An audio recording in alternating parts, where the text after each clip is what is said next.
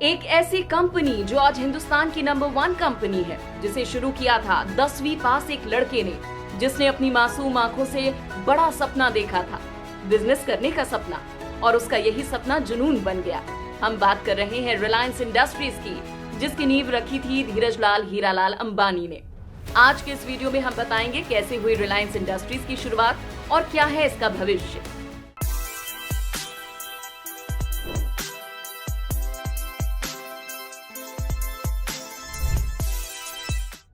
जो सपने देखने की हिम्मत करते हैं वो पूरी दुनिया जीत लेते हैं। इसलिए बड़े सपने देखिए, क्योंकि बड़े सपने देखने वालों के सपने ही पूरे हुआ करते हैं। ये कहना था धीरजलाल हीरालाल अंबानी का। उन्होंने सपने देखने की हिम्मत की और उसे हकीकत में तब्दील भी कर दिया। धीरजलाल हीरालाल अंबानी की सफलता ने कब उन्हें धीरू भाई बना दिया, पता ही नहीं चला। धीरू भाई अंबानी भारत के प्रसिद्ध बिजनेसमैन थे।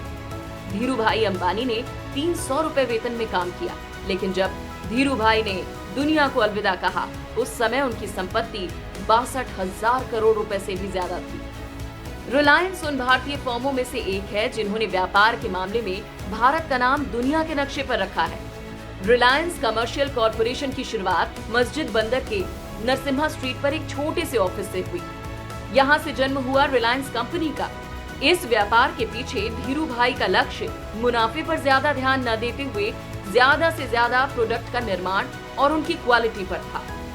इसके बाद धीरू भाई ने सूत के व्यापार में हाथ डाला, जिसमें पहले के व्यापार की तुलना में ज्यादा नुकसान की आशंका थी, लेकिन उन्होंने इस व्यापार को एक छोटे स्टोर पर शुरू किया और जल्द ही अपनी काबिलियत के बलबूते धीरू भाई बॉम्बे सूत व्यापारी संगठन के संचालक बन गए।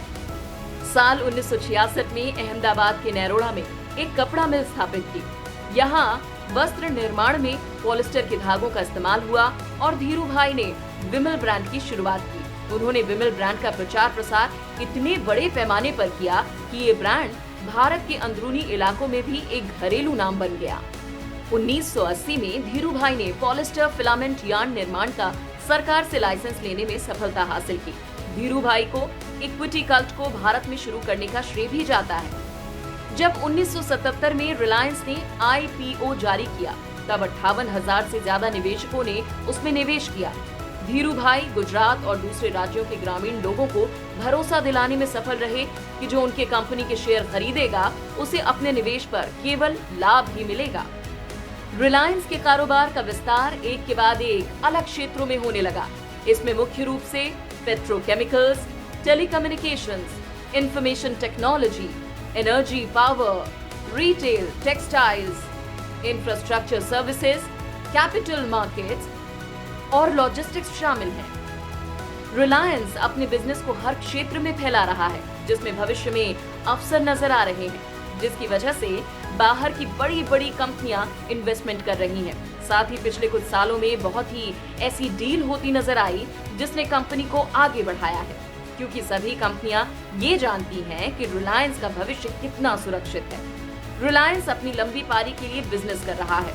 इसका परिणाम देखने को ना मिले, लेकिन लंबे समय में इसका बिजनेस बढ़ता ही रहने वाला है। ये कंपनी अपने साथ भारत के भविष्य को भी उन्नत कर रही है और ये ऐसे ही चलता रहेगा। ऐसी ही अमेजिंग कहानियों को जानने के लिए हमें फॉलो करें। Good bye.